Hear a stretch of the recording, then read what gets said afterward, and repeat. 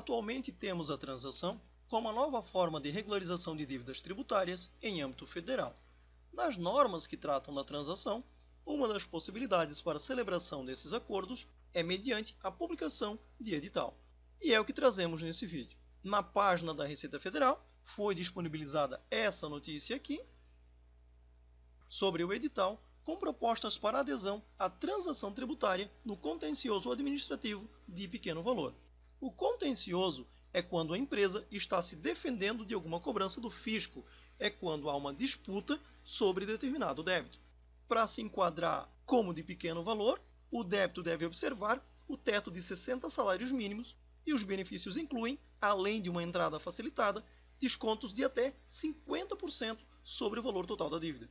Então a gente tem a publicação do edital número 1 de 2020, com estas propostas destinadas à transação tributária de débitos em contencioso administrativo de pequeno valor, destinadas à pessoa física, à microempresa e à empresa de pequeno porte. As modalidades vão estar disponíveis para adesão no Centro Virtual de Atendimento ao Contribuinte, lá no ECAC, a partir do dia 16 de setembro até o dia 29 de dezembro de 2020.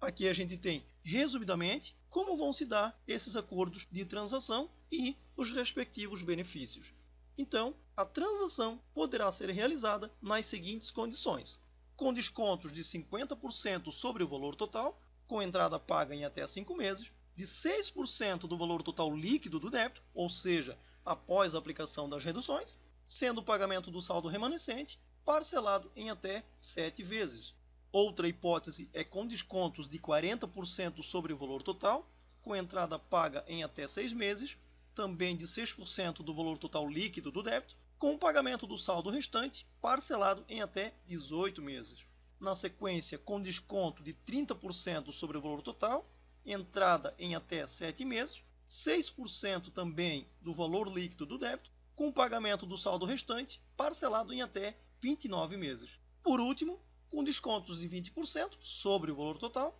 com entrada paga em até 8 meses, também de 6% do valor total líquido do débito, sendo o pagamento do saldo restante parcelado em até 52 meses. Podem ser indicados à transação os débitos de pequeno valor em contencioso administrativo tributário que não superem, por lançamento fiscal em discussão ou por processo administrativo individualmente considerado, o valor correspondente a 60 salários mínimos, isso na data de adesão, como a gente mencionou anteriormente, incluídos o valor principal e a multa de ofício, com vencimento em 31 de dezembro de 2019. Não podem ser incluídos na transação específica deste edital os débitos apurados no Simples Nacional, débitos declarados pelo contribuinte, débitos que tenham sido objeto de parcelamento ou débitos com exigibilidade suspensa por decisão judicial. A adesão vai ser feita no portal do Centro Virtual de Atendimento, ou seja, lá no ECAC, na página da Receita Federal, no serviço Transação, e vai abranger os débitos indicados pelo interessado na condição de contribuinte ou de responsável. A gente tem aqui o link para acessar o edital. Ele traz no item 1 o objeto da transação de débito tributário de pequeno valor, aquela questão dos 60 salários mínimos que a gente comentou, também a questão do contencioso administrativo tributário.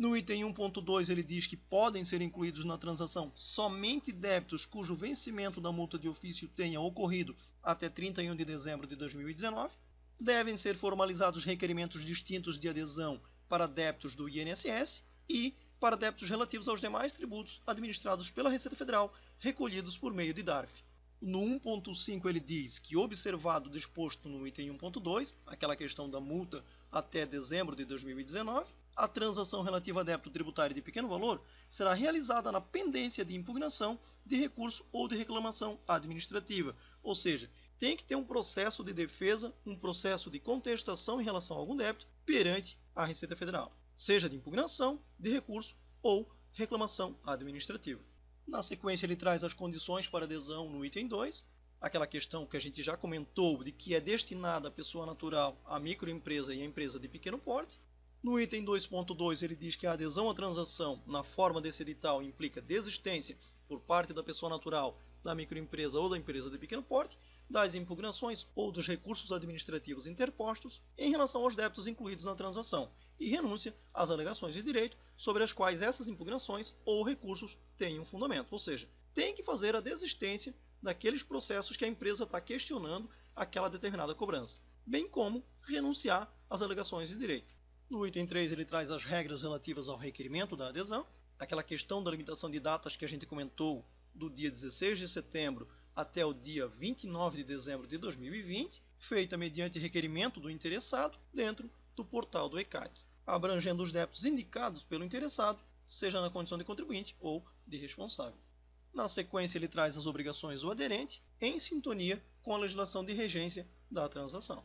No item 5, a gente tem as vedações. Ficam vedadas, no âmbito da transação que a gente está mencionando, a concessão de descontos de débitos relativos ao Simples Nacional e também é vedada a opção por mais de uma modalidade, conforme aquelas dispostas no item 6.1, para cada transação realizada. Não podem ser incluídos na transação desse edital os débitos que tenham sido objeto de parcelamento, ainda que esse tenha sido rescindido, e em contencioso decorrente de manifestação de inconformidade ou recurso interposto em processo de restituição, ressarcimento ou reembolso e de declarações de compensação, lá da Perdecomp. E por fim ele diz no item 5.4 que é vedada a transação que envolva controvérsia definida por coisa julgada material ou efeito prospectivo, do qual resulte, direta ou indiretamente, regime especial, diferenciado ou individual de tributação. No item 6 ele traz as condições de pagamento, ou seja, as modalidades de transação que ele vai estar oferecendo, conforme a gente já comentou resumidamente lá no início. A questão aqui da redução de 50%, 40%, 30% ou de 20%.